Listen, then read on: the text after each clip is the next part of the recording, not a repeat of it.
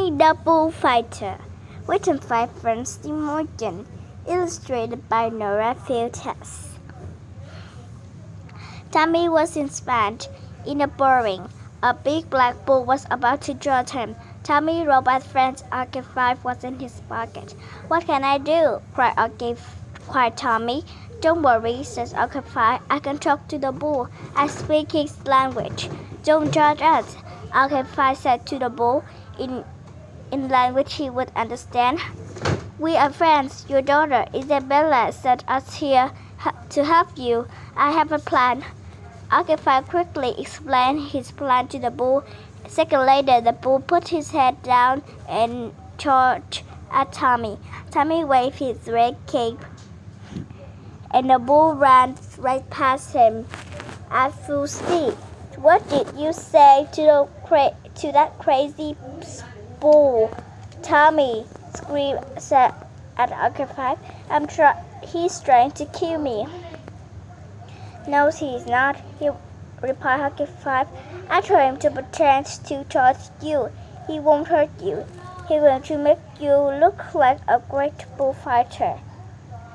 A snoring bull turning a charge again, but this time the bull came so close that he pushed against Tommy's side. He crowd cheers loudly, and Tommy blew the crowd. The bull tried 3 more times. Each time Tommy waved his red cape at the bull. Each time the crowd cheered louder. But the bull charged again. This time the huge animal stepped in front of Tommy and fell to the ground. The ground felt wild. They had never ever seen such a great performance from such a young bullfighter.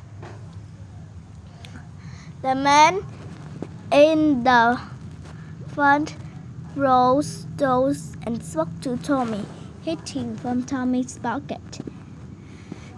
Arcade quickly translated from Spanish.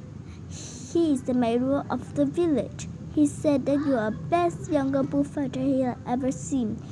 He said he will give you whatever you want. With Arcade help." Tommy told the mayor that all he wanted was for the bull to set free, but bull set up such a brave fight. The mayor says that it's very unusual to let the bull go free, but the bull has always killed. However, he has given his word he would get Tommy's wish. He ground cheers as Tommy led the big bull out of the ring. When they got outside of the big gate, the bull let out a serious loud roar. He said, "Thank you, brave bullfighter," Arcade says. Tommy's friends were waiting for him outside. They showed him with question. He didn't know that the bull had let Tommy win the bullfighter. The bull invited all the friends to ride on his back. When they were all seated comfortably, the bull ran on the road. He was headed straight for the field where his daughter waiting for him. Isabella was very excited to see her father. After the bull told her story, she was so happy that she gave Tommy a big sloppy kiss. "They want to take all to their home instead to having a party in your honor," Arcade told Tommy. Sam jumped on Isabella's back. They and the other rode on the bull. The children were looking forward to the party at home of Isabella and her father. They traveled through the field about 1.5 hours.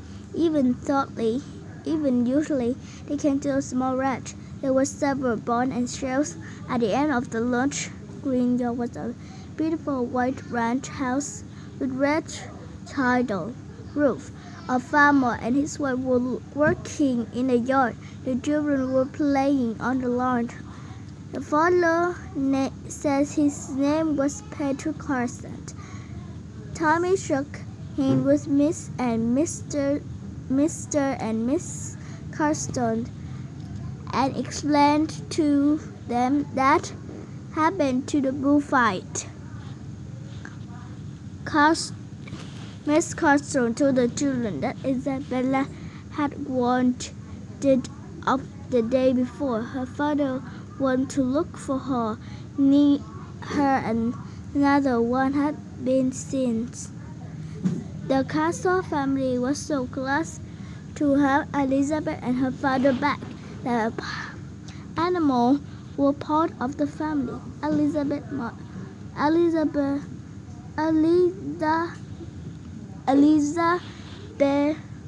mother was so happy to have them back.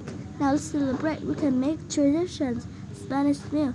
Before you have ever tasted Chinese custard. While meat was being prepared, Tommy and his friend were playing with the son and the daughter of Miss and Mr. Carstore. The boy name was Anne Meadow, and his sister was called Catalina. Lucy took a lot of photographs. He gave copy of the photo to Anne Meadow and Catalina.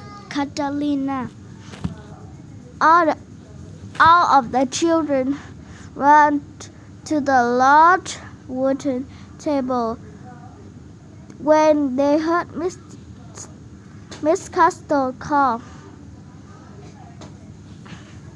Lunch was ready. It looked delicious. There were fresh fruit and vegetables, fish dish and meat dish. Tommy's favorite was a rice called padilla. Kim loved the omelette. It was like no omelette she had ever tasted before. The farmer's wife bought some huge plate of fried cotton square for dessert. I'm glad I left room for dessert, said Sam.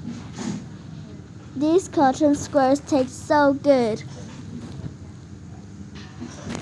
After me, the children sat under the big tree, and Madron and Catalina were teaching them the Spanish word for food, for the food they had just eaten.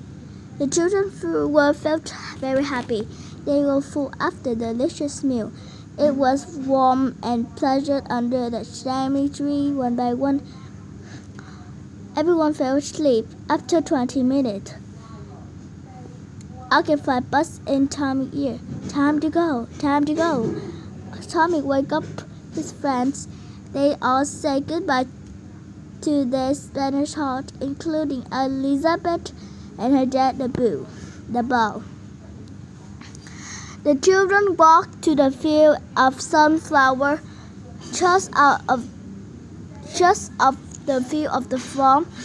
Tommy pressed the button on Occupied Pad. It was a flash of light. They were back at the park, and they still had the bullfighter poster his grandfather had gave him.